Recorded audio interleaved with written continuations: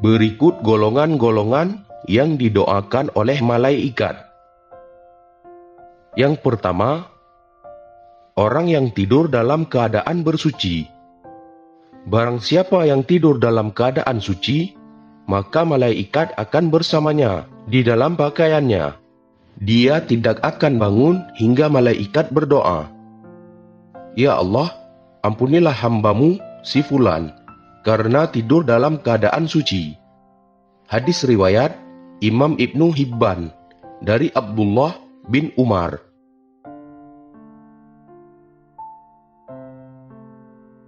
Yang kedua, orang yang sedang duduk menunggu waktu salat.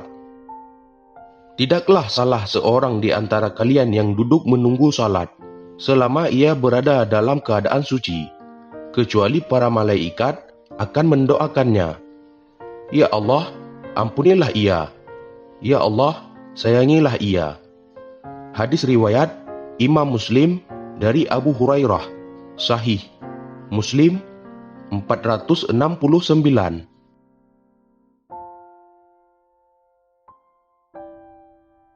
Yang ketiga, orang-orang yang berada di saf barisan depan di dalam sholat berjamaah.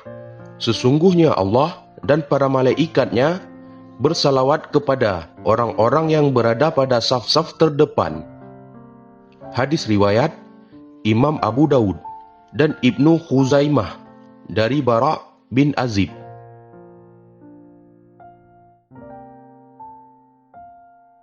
Yang keempat, orang yang menyambung saf salat berjamaah, tidak membiarkan kosong di dalam saf. Sesungguhnya Allah dan para malaikat selalu bersalawat kepada orang-orang yang menyambung saf-saf.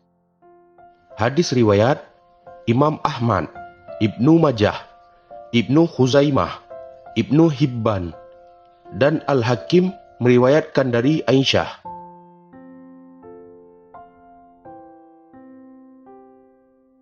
Yang kelima, para malaikat mengucapkan amin ketika seorang imam selesai membaca Al-Fatihah. Jika seorang imam membaca ghairil maghdubi alaihim waladhdallin, maka ucapkanlah oleh kalian amin, karena barang siapa ucapannya itu bertepatan dengan ucapan malaikat, maka ia akan diampuni dosanya yang masa lalu. Hadis riwayat Imam Bukhari dari Abu Hurairah, Sahih Bukhari 782.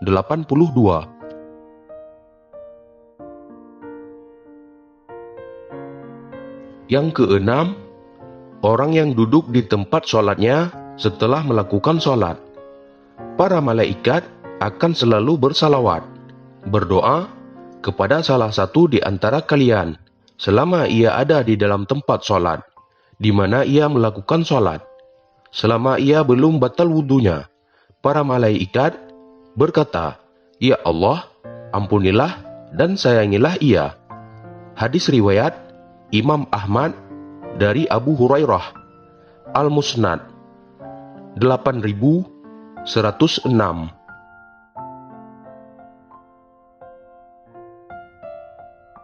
Yang ketujuh, orang-orang yang melakukan sholat subuh dan asar secara berjamaah. Para malaikat berkumpul pada saat sholat subuh.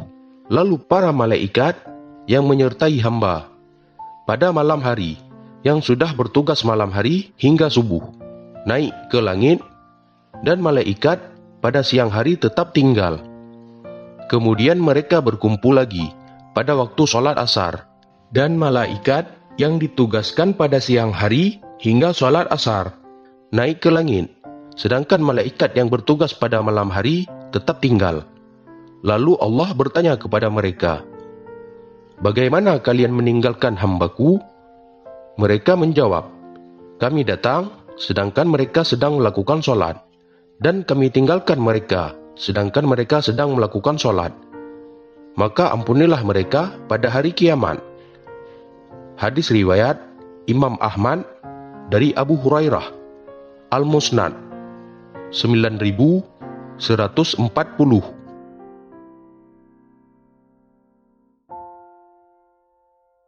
Yang kedelapan, orang yang mendoakan saudaranya tanpa sepengetahuan orang yang didoakan.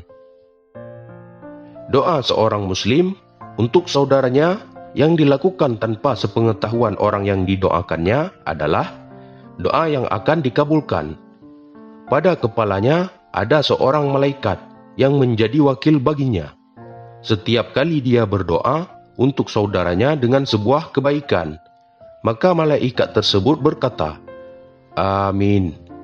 Dan engkau pun mendapatkan apa yang ia dapatkan. Hadis riwayat Imam Muslim dari Ummu Darda. Sahih Muslim 2733.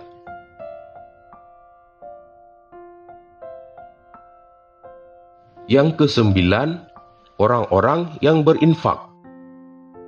Tidak satu hari pun di mana pagi harinya seorang hamba ada padanya, kecuali dua malaikat turun kepadanya. Salah satu di antara keduanya berkata, "Ya Allah, berikanlah ganti bagi orang yang berinfak." Dan lainnya berkata, "Ya Allah, hancurkanlah harta orang yang pelit, bakhil." Hadis riwayat Imam Bukhari dan Imam Muslim dari Abu Hurairah.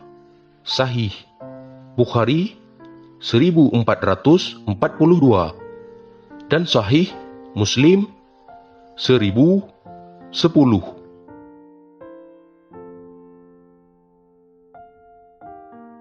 Yang ke-10, orang yang sedang makan sahur. Sesungguhnya Allah dan para malaikatnya bersalawat, berdoa kepada orang-orang yang sedang makan sahur. Insya Allah termasuk di saat sahur untuk puasa sunnah. Hadis riwayat Imam Ibnu Hibban dan Imam At-Tabrani dari Abdullah bin Umar.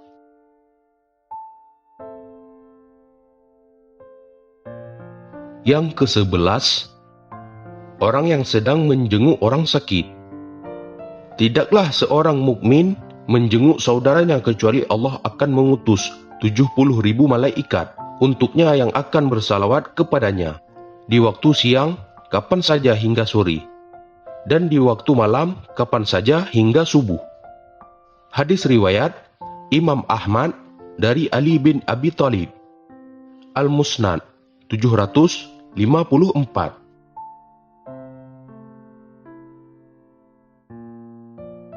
Yang ke-12, seseorang yang sedang mengajarkan kebaikan kepada orang lain.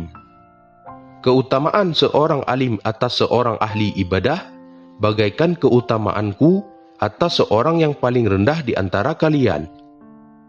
Sesungguhnya penghuni langit dan bumi, bahkan semut yang di dalam lubangnya, dan bahkan ikan, semuanya bersalawat kepada orang yang mengajarkan kebaikan kepada orang lain. Al-Hadis dari Abu Umamah Al-Bahili.